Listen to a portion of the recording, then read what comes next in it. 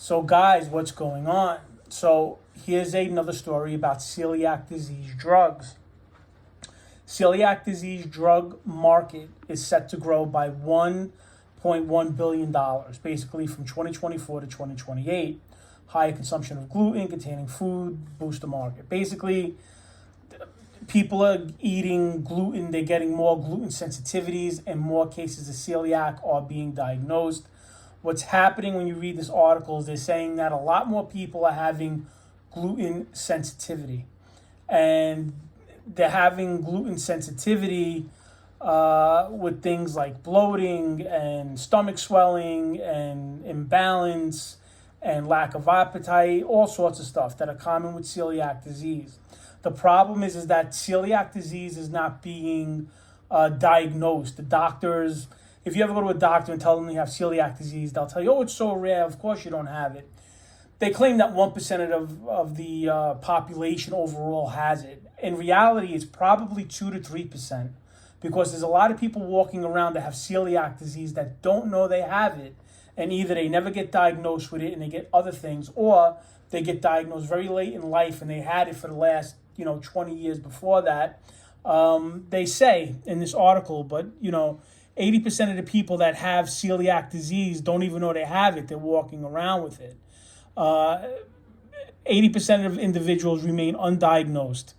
And even if they have symptoms, the doctor, if they're sick with something, the doctor doesn't tell them, let's test you for celiac. They'll address all these other things. Meanwhile, celiac disease is what's causing it. So I've said this before, like I said, I say it again, you have to make noise. The squeaky wheel gets the grease. You have to write drug companies, insurance companies. You have to write your politicians, both locally, statewide, all of them. And you have to tell them that there has to be more funding for celiac disease research, celiac disease awareness, and that they need to put more funding in finding some sort of treatment or cure for celiac disease. And if you do that, you'll have something in the next couple of years that will help you. But it has to start with you. Again, write a letter with a stamp and mail it physically to their office.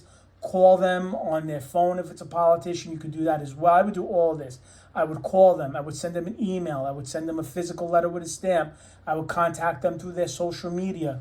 And I would say, you got to do something. You have to at least try to help people with celiac disease. And this is it. So I'll put a link to this article below. You can read it.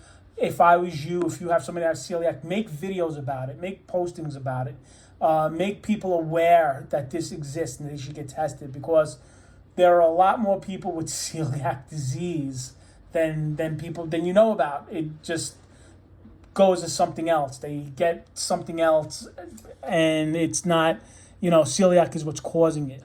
But celiac disease is something that you absolutely can get a treatment for, especially if you guys make noise and they know that there is a market for it. All right. With that being said, I hope everybody's doing well. Hope everybody's staying safe. Guys, be good, and I will talk to you guys later.